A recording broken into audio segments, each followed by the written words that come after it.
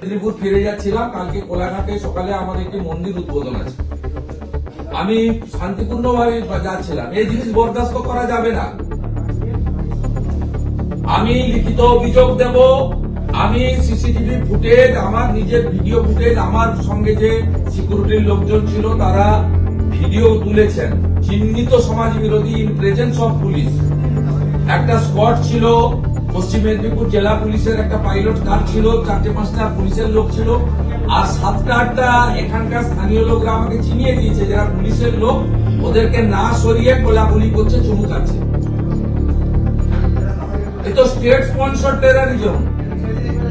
আমরা তো জানি মা বোনেরা, কন্যারা সুরক্ষিত নয়, রাজ্যের বিধায়করা, রাজ্যের জনপ্রতিনিধিরা সুরক্ষিত নয়, তো অনেকবার দেখেছি। আজকে কোনো কারণ ছাড়া এটা করেছে।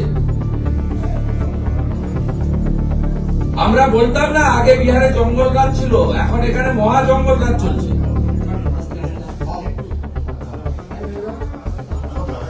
মোটা মোটা কাঠের বাটাম, লোহার রড, কেরোসিন তেল, পেট্রোল, সংগঠিত খুনের বাহিনী, জিহাদি বাহিনী, জঙ্গি বাহিনী, এক্সট্রিমিস্ট।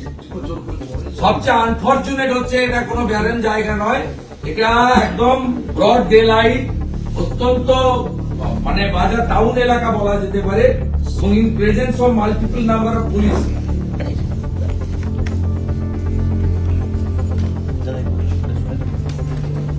এই তো যারা ছিলেন তারা তো ছবি তুলেছে, ভিডিও তুলেছে। না না, এ তো সবাই করছে, এরা পশ্চিমবঙ্গে কাউকে রাখবে না, কারণ ভোট করলে হারতে জানে তো। ওরা করিয়েছে, ছবিতে দেখা যাচ্ছে 10টা লোক। ওই মোড় থেকে আমি শুধু চা মুড়িটা খেয়ে একদম সেই ওই আপনি দাদা গেছেন হয়তো, আপনি আমরা প্রথমে ভাবলাম আমরা তো প্রথমে ভাবলাম না, আপনাকে দেখে মনে হয় চিনতে পেরেছে, মনে হয় কিছু বলার চেষ্টা করছে, তখন একবার আওয়াজ দিয়েছে জয় বাংলা।